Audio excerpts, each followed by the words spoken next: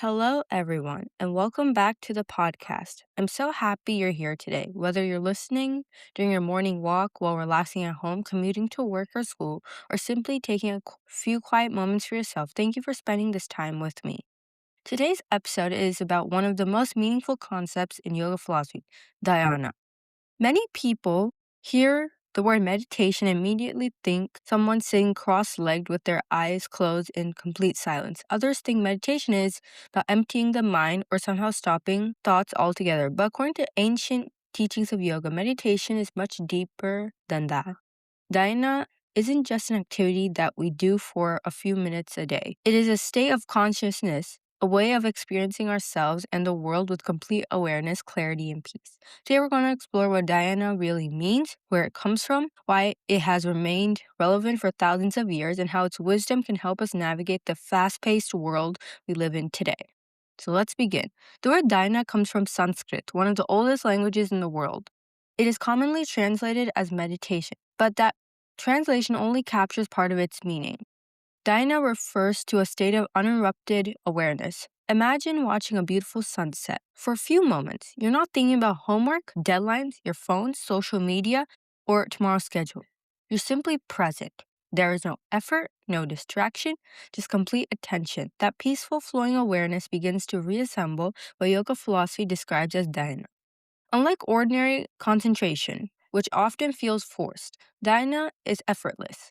It's not about trying harder, it's about allowing the mind to become naturally steady. Before we understand dhyana, it's better to understand why it's often difficult to experience. Think about how many things compete for your attention every single day. Your phone vibrates, emails arrive, assignments pile up, music plays, people are talking, advertisements flash across screens. Our brains are constantly processing information. Even when we're trying to relax, our minds often continue replaying conversations from earlier in the day or worrying about what might happen tomorrow. Have you ever tried to fall asleep, only to find your brain suddenly deciding that now is a perfect time to remember every embarrassing thing you've ever said? You're definitely not alone. Yoga philosophy recognized this challenge thousands of years before smartphones and social media existed.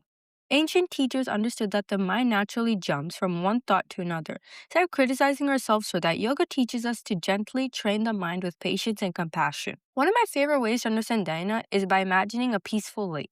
When the strong winds blow across the surface, the water becomes rough and full of ripples. If you try to look into that lake, you wouldn't see a clear reflection. The movement distorts everything. Our minds wouldn't work in the same way. When we're constantly distracted, anxious, or overwhelmed, we don't see situations clearly. We react emotionally. We make quick judgments. We worry. We overthink. Now imagine the wind slowly calming. The water gradually becomes smooth. Suddenly, the surface reflects everything perfectly. Nothing new is added to the lake. The clarity was always there. The water simply became still enough for it to appear. According to yoga philosophy, awareness is always like that. Dhyana doesn't create wisdom. It reveals a wisdom that's already within us. Probably the biggest misconceptions about meditation is people often say, I tried meditating once, but I couldn't stop thinking. Truth is, you're not supposed to do that. Thoughts are supposed to be part of a human being. Our thoughts come through our brains, the same way our lungs breathe.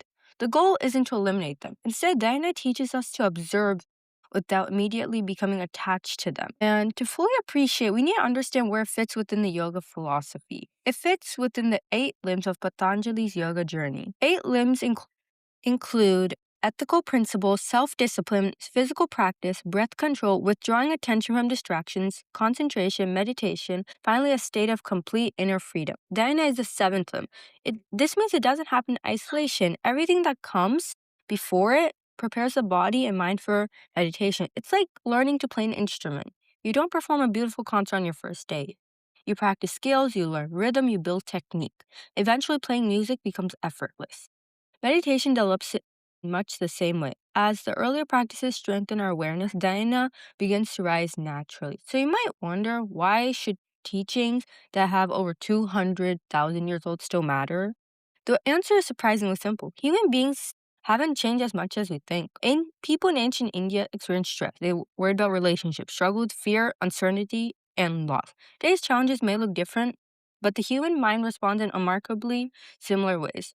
The wisdom of Dhyana teaches us that while we can't always control what happens around us, we can change how we relate to our experiences. Instead of reacting automatically, we learn to respond thoughtfully. Instead of being carried away by every emotion, we begin observing emotions with kindness and curiosity. Thank you so much for joining me today on Learning Dhyana. This is our 7th episode, and the final episode releases next week on Tuesday. Stay tuned for the final episode of the season. Thank you.